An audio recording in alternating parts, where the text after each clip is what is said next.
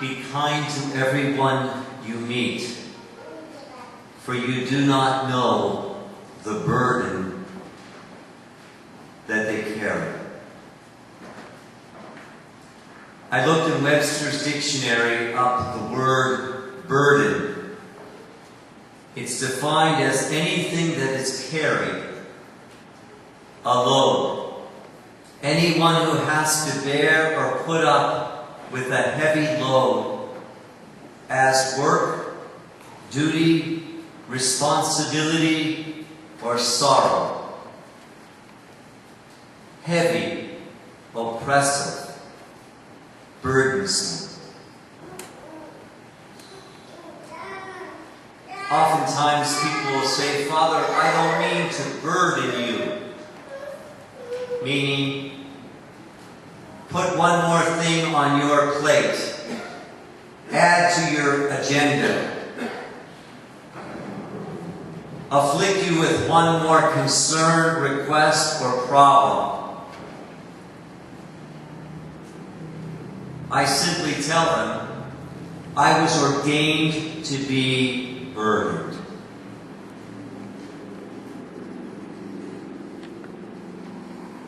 I was ordained to carry people's crosses, burdens, sorrows. For that I was anointed. We all have burdens. They come in different shapes and sizes. Some are big, some are small, but they're every day. No life is without burdens. What burden are you carrying today? The burden of the battle of the bulge of a diet. You can't trim your waistline no matter how you try. The burden of unemployment. And across our nation, it continues to rise. People underemployed, people out of work. People doing work that they're overqualified for and find no meaning in. The burden of parenting, it lasts the whole life long. You never get away from its yoke. No matter how old you are or they are. And especially those who are burdened by the weight of being a single parent.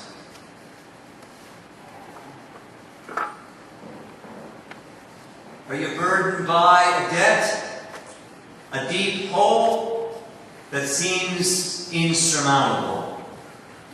You'll never get out of it. The burden of a false accusation that somebody has charged you with, that's colored your reputation, your name, and your integrity. The burden of loneliness. Mother Teresa of Calcutta said it's one of the greatest sins. Loneliness. The burden of guilt, shame, regret, of something in our past that continues to imperil us, constricts us, and impedes us to a brighter future. The burden of grief. We're continuing to mourn a loss. Whatever that loss may be, a person, a place,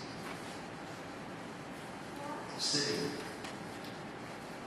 The burden of old age, infirmity. No one wants to be a burden to anybody.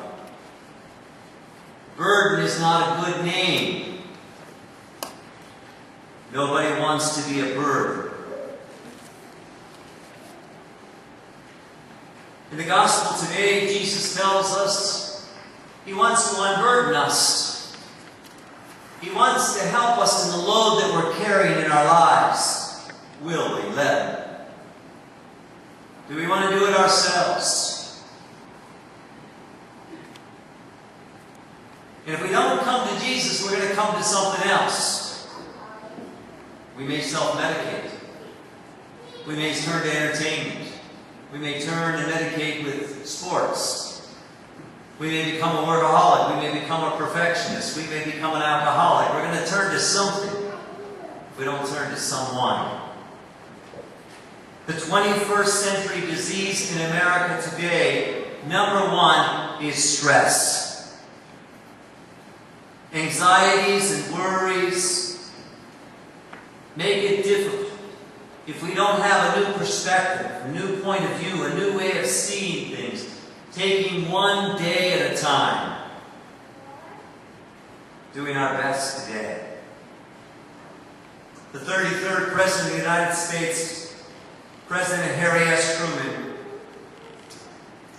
he said, "I can sleep at night despite the weight of the Oval Office, because I say as before I go to bed, Lord, I've done the best I could today. You take over from here." Jesus says, "Come to me, all who are labored and heavy burdened, and I will refresh you." Life at times is a rat race. It can dehumanize us. And life at times seems like rush, rush, hurry, hurry, dash, crash. And we need to be reminded that we need an oasis of peace. Because peace gives us a power, it gives us a perspective, it gives us an inner source of new life.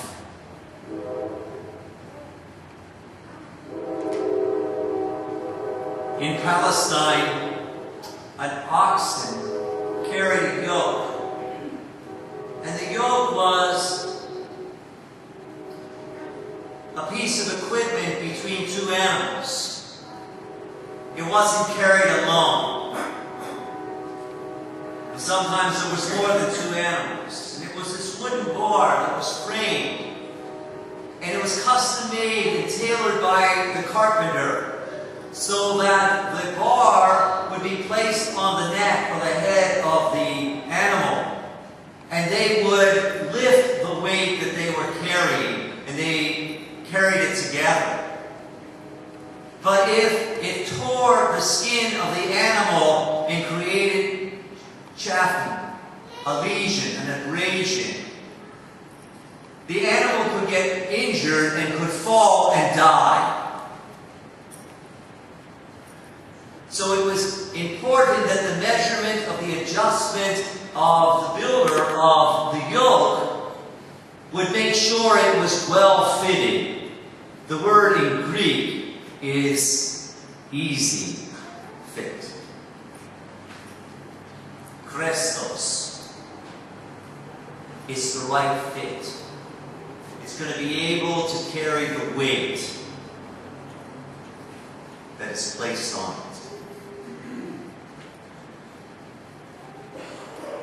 We can't carry like Atlas, the world, on our shoulders without us collapsing. We can't take on everything. We can't overextend ourselves to do everything for everyone all the time. It's impossible. Burdens are part of life. It's how we deal with burdens and carry burdens, that they can become a blessing or they can impede life. I was with priests this week from across our country in Marysville, Maryland. And there was a 51-year-old priest from Philadelphia there. And for the last 5 years he's been suffering with pancreatic cancer, a deadly terminal cancer. And he had to have this surgery, Whipple, where all the organs in his body were changed around through surgery, and he has a specialized doctor from the University of Pennsylvania who he has to go to.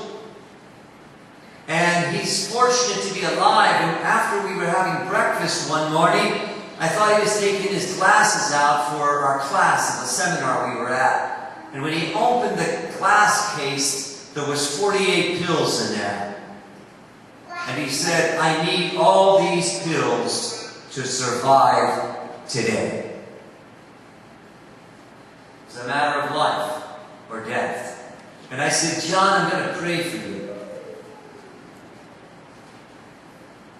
I talked to a deacon there.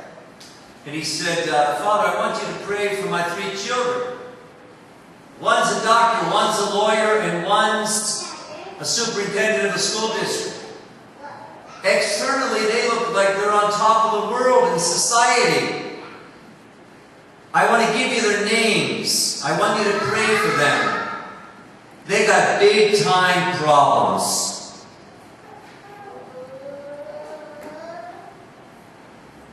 Being a pastor of a parish is a great blessing. To proclaim the gospel, to celebrate the sacraments, to see God's people on Sunday, to journey with them in their joys and their sorrows of life. It is a great blessing. And for 23 years, I have been so blessed in countless ways, untold ways. But being a pastor has a weight of responsibility. And with responsibility comes the burden. I have to make decisions and consult and confer and have confidence with people who have knowledge far beyond mine. Experts' advice, advisors, consultors, collaborators from the diocese, from the bodies of people here in the parish of St. Joseph's. And with the crushing change of the closing of our school after 58 years, and all of our teachers, secretaries, principal, maintenance people's work ending, it became very clear and apparent that changes were necessary because of the closure. And this summer, although the school closed in June, I'm still paying the insurance, the benefits, and teacher's salary through the end of August. And in August, the price tag is $52,000. For an empty building, it's costing me $3,500 to do nothing with the building, just to keep it there. I've given the specs to Astorina Architects to say, what can we do with this building? We don't want it just to be a monument or a tomb or just yesterday's memories. We have to look with a plan and have a future. And after meeting these advisors from the diocese and our finance council, they said, Father, you're not going to like to hear this, but we got to make some changes. Because we're going to be drowning in debt by Christmas if we don't let some freight off this train. We cannot yoke it. We cannot carry the weight. And as a pastor, friends, I have to pay the bills. And you know in your own personal life that you can't give out more than you're taking in. Or you incur debt. And that hole gets darker and deeper, and it's not easy to live in debt. And I cannot incur debt for the parish of bills that I can't pay for with no relief from the pressure. And so they said, Father, changes are necessary. We have to make some changes, and that means some cuts. And that's people's jobs and positions. It's not easy. But we cannot keep all that we have. And so, at the end of June, we had to tell some people in the parish who are good workers and good employees and colleagues and friends that beginning the new fiscal year, starting in July, we had to do with less. And those are painful. They're heart-wrenching. And their pain and their sorrow is my pain and my sorrow. But I'm grateful for their service. I'm grateful for their sacrifice. I'm grateful for their devotion. I'm grateful for their help. And so we have to embrace a new beginning and a new tomorrow. And I trust that God will provide, because we yoke this parish together, each and every one of you, through your good works, through your sacrifices, through your commitment, through your generosity. I can't do it alone. We can't be freeloaders in life. We have been given a gift and a grace. The founding fathers of this nation, 235 years. In our democratic society, we have been blessed with freedom, and pass the torch on to every generation because of previous generations' commitment and sacrifices and sufferings and even deaths, so that we could pass the torch in our time to the next generation. For 120 years, St. Joseph Parish has existed, and I bow to my predecessors. I bow to all the people who have gone before us for their sacrifices and their commitment and their energy and their love.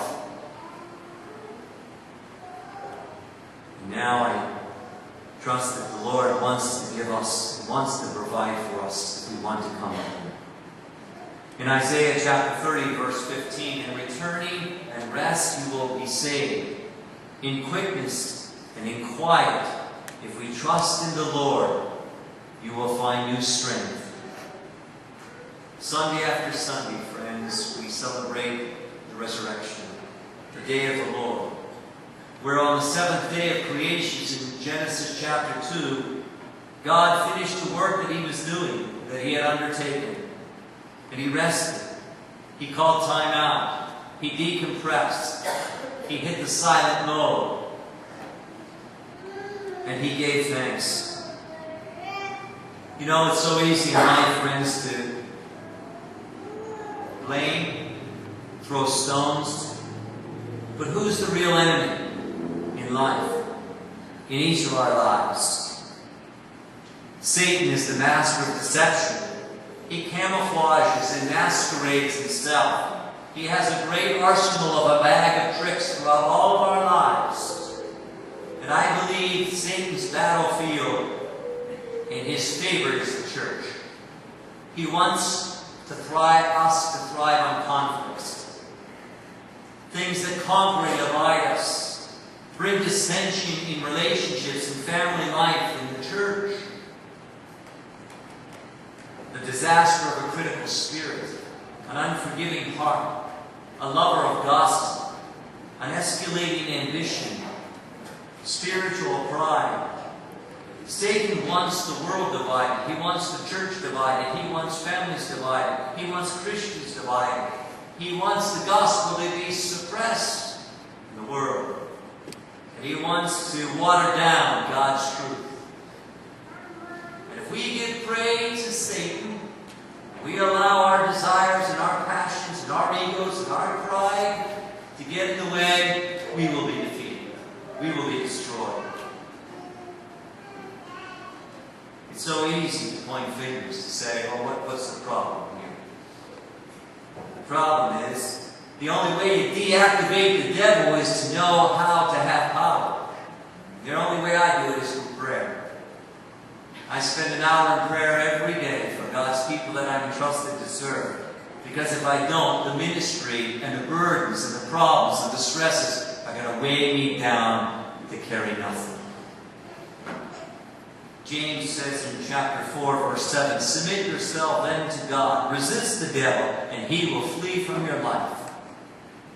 If we submit to God, the easier we will resist Satan, the devil.